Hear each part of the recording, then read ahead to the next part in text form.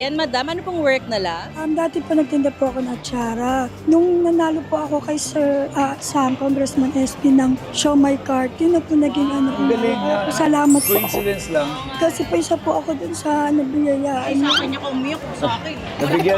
Nabigyan na pala siya ng franchise business dati. Tapos nabunot siya ulit ngayon, kaya nga swerte, dalawang beses na siya napipili. Kaya sabi ko, Lord, maraming salamat po tayo. Talagang hindi ko pa inaasahan yun na sa dami po ng nag-comment, isa pa po ako dun sa Kaya nga, Hindi namin alam yun ha, random yun. bakit ka nga sumali ulit ng hapon challenge? Kasi po yung sitwasyon ko po ngayon, na-diagnose po ako may sakit sa lalamunan. Ayun po, malabang po ako paano makasurvive po. And thanks God po dahil kahit paano, ayan po, nabigyan ako ni Lord ng negosyo package ni Sir Sam. Nakatulong po sa amin araw-araw. Ngayon po, share ko po sa iba po naming relatives. Ngayon magpapasko. Ay, perfect. Kumuha ka na maraming